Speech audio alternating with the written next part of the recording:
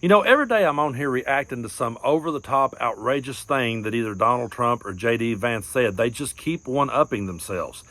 Every time they get in front of a live microphone, they just have no filter, no restraint, and they can't help themselves. And so we're always talking and pointing out the crazy over-the-top things that they say and want to do. But I think it's very important that we stay focused on just how extreme they are on the subject of abortion, and also just how out of touch they are. Because now they've moved into this weird new phase in the argument where they're trying to say that women don't care about abortion anymore, that it's really not that big of an issue. And that tells you just how truly out of touch they are. Donald Trump in his press conference at Mar-a-Lago said, yeah, women are worried about bigger things now. Abortion's not that big of an issue because we done away with it. We sent it back to the states. And here is J.D. Vance saying that women aren't worried about abortion. They're worried about the normal things. Take a look. One of my dear friends tonight said to me, well, all these suburban women, all they care about is abortion, and they don't understand that decision is with the states now. It's not banned nationally, even if some people want it to be banned nationally. It's with the states. What do you say to suburban women out there who are marinating in this propaganda? Well, first of all, I don't buy that, Laura. I think most suburban women care about the normal things that most Americans care about, right? They care about inflation. They care about the price of groceries. They care about public safety in the streets where their kids play. Look, as Donald Trump has said, he wants the American people at the state level to decide abortion policy. And you compare that to the Democrats who want to do nationalized, taxpayer-funded abortion up to the moment of birth. I think Donald Trump is actually trying to identify the reasonable compromise where he lets California figure out its abortion policy, Alabama and Ohio figure out their abortion policy. That is actually the common sense approach, and it's the approach that's most respectful of the American people. The Democrats are obsessed with late-term abortion and making sure taxpayers fund it. Obviously, Republicans disagree with that, but I think that Donald Trump has charted a very reasonable course for the American people. Let the American people decide this. The federal government, we're going to focus on securing that border and bringing down the cost of groceries and housing. So before we get to J.D. Vance's ridiculous response to that question, did you notice how Laura framed it? Did you notice how condescending it was to say, oh, these suburban women, they just don't understand. It went back to the states, that's all. She's so talking down to them like they're just stupid and don't realize what's going on. They're just sitting there marinating in all of this propaganda. No, it's not propaganda. It's their lives. It's their freedoms that have been stripped away, and these women have went through hell ever since Roe versus Wade got overturned. I'm going to keep bringing this point across every time that I do a video on this subject. I'm going to keep pointing out this study from the JAMA Internal Medicine. They found that since Roe versus Wade was overturned, 64,000 women in this country, over 64,000 women, have been impregnated by rape. 91% of those rape cases happen in states with no exception for abortion. Now, they say they turned it back over. They want to turn it back over to the states. But then they'll come out and say that if you cross state lines to get the help you need, you should be punished and brought back to your state. And J.D. Vance himself says that he's for abortion being illegal nationally. I've got the receipts here. I've also got receipts of Donald Trump talking about how the women should be punished. Take a look.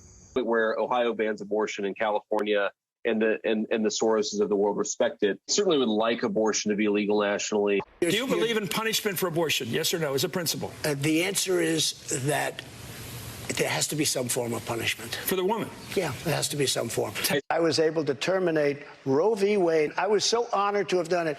So Trump and Vance are always going to be saying over-the-top, outlandish things that we're going to be reacting to, but we need to stay focused on their extremism, and there they were saying, J.D. Vance was saying he wanted abortion banned nationally. Donald Trump was saying he wanted the women to be punished for it. There they are saying it, folks. That's their extremism. So we really need to stay focused on that going into November. They're going to try to keep playing this down and acting like that it's not that big of an issue anymore. And they're going to always be condescending to women and talk down to them. But I think it's very important that we give women the microphone on this issue and let more of them speak up and tell us what and all they've been through. This next clip is nearly 2 minutes long.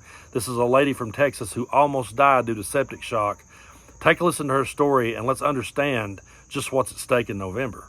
Donald Trump and his allies continuously brag about killing Roe v. Wade. And it is unthinkable to me that anyone could cheer on the cruel abortion bans that nearly took my life. But they do. Tonight, we're going to hear from Trump's running mate, J.D. Vance, a man with a record just as extreme and an agenda just as threatening as Donald Trump. Don't just take my word for it. He has an A+ rating from the Susan B. Anthony Pro-Choice America list and supports a nationwide abortion ban. He wanted to make it harder for Ohio voters to engage in a democratic process and vote to protect their fundamental right to reproductive health care. And his anti-choice agenda is so extreme that he doesn't even think there should be exceptions for rape or incest survivors, actually saying 2 wrongs don't make a right. He calls these devastating circumstances inconvenient. My husband Josh and I are now desperately trying to start a family through IVF, but JD Vance voted against legislation to protect IVF. It's appalling. Tragically, my story is not unique. I am one of many women in our country whose life has been put at risk because of Donald Trump and JD Vance's anti-reproductive freedom agenda. I know this because I've met them. From Texas to Arizona, Idaho to Georgia, women like me have been told that we're not sick enough to receive care that we desperately need. We've been turned away from hospitals. We've been found collapsed on bathroom floors. We have been told to flee our state borders in the hope of receiving basic reproductive care. We have been robbed of our freedom. I'm just one of those women. Now, I could easily point out the obvious on this one, and that is, that could easily be your daughter. That could be your wife. That could be your sister. That could be your mother. That could be your best friend. And they would be in desperate need of help and couldn't get it. I could try to bring it home and say that, that could happen to you. But at the end of the day, the cold hard truth here is that it's none of no one's damn business but the women.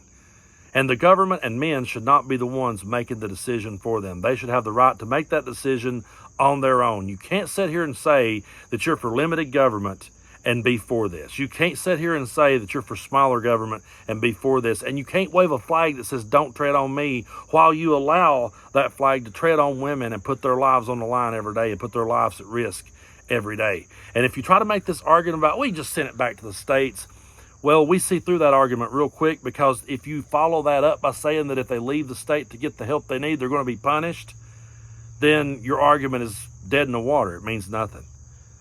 This is a women's issue, and it's an issue that they should be the ones that are making the decisions on, and we should have no say in it, and our personal opinions about it as men is irrelevant. Do I like abortion? No. Does anybody? No. I've never really met anyone that says, oh boy, I just love this. No one says that. It is a tragic thing. And J.D. Vance has continued to double down on these lies about Democrats wanting abortion right up until the last minute. That's not true. That's not true at all. Saying that we do it after birth, that's illegal. That's not true either. They're just saying all these over-the-top things to try to downplay this and act like it ain't that big of a deal anymore, so they can circle back to their propaganda of fear and their propaganda of people coming across this border and ruining your lives. That way they can double down on their racism and their misogyny and just keep pushing their radical agenda through and try to downplay this issue. But like I said, this one issue alone could lose this thing for them in November. If you took everything else off the table, this one issue alone could easily defeat Donald Trump. And what are they doing? They're doubling down on their extremism. What are they doing? They're trying to sweep this under the rug and act like it ain't a big deal. And we're going to keep calling them out because it is a big deal.